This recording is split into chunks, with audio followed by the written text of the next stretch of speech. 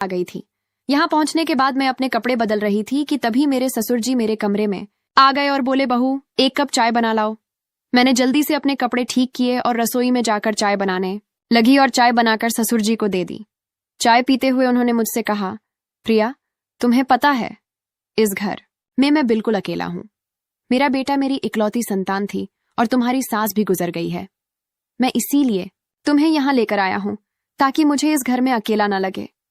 मैंने कहा, पिताजी आप बिल्कुल चिंता मत करें, मैं भी तो आपकी बेटी की तरह हूं, मैं हमेशा आपके साथ रहूंगी।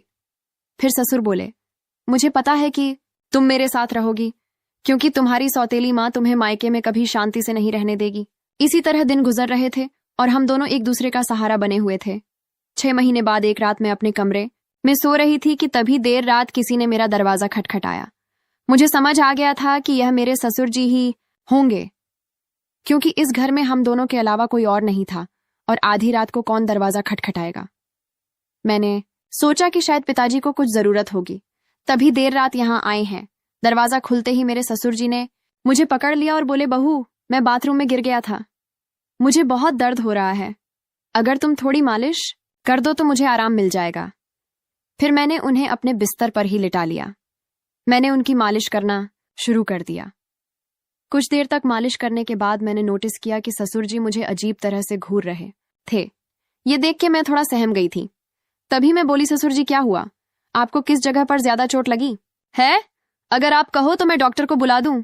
इस पर ससुर जी ने कहा कि नहीं बेटा तुम बस मालिश कर दो, इससे ही आराम मिल रहा है।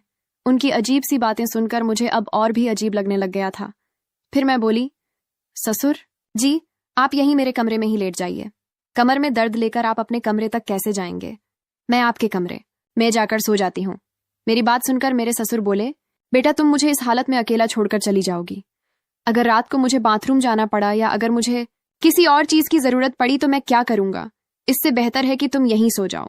कुछ समय बाद मेरे ससुर उठकर मेरे पास आए और बोले, बहू मैं तुमसे कुछ कहना चाहता हूं, अगर तुम मेरी बात मान जाओ तो ही मैं कहूंगा। उनकी इस बात से मेरा दिल और भी ज्यादा बेचैन हो गया था।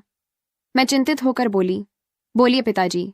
ससुर जी थोड़ा हंसकर बोले, आज की रात मैं तुम्हारे साथ बिताना चाहता हूं क्योंकि अब अकेले अकेले अच्छा नहीं लगता है। मेरी पत्नी के मरने के बाद मैंने सोचा था कि फिर से शादी करूंगा, पर जब बेटे की भी मौत हो गई तो फिर मैंने शादी के बारे में सोचा ही नहीं। पर जब से तुम वापस आई हो तब से मैं तुम्हारे प्यार में दीवाना हो चुका हूं। उनकी यह सारी बातें सुनकर मुझे बहुत असहज महसूस हुआ, लेकिन उनकी बात का विरोध करने की हिम्मत नहीं हुई। मैं अपने कमरे में ही सोफे पर लेट गई, लेकिन मुझे नींद नहीं आ रही थी क्योंकि मुझे बहुत डर लग रहा था। ससुर जी ने मुझसे कहा, बहू मुझे लगता है मैंने तुमसे कुछ गलत नहीं कहा, मैं चाहता हूं कि तुम मुझसे शादी कर लो ताकि हमारे रिश्ते को कोई गंदा नाम ना दे।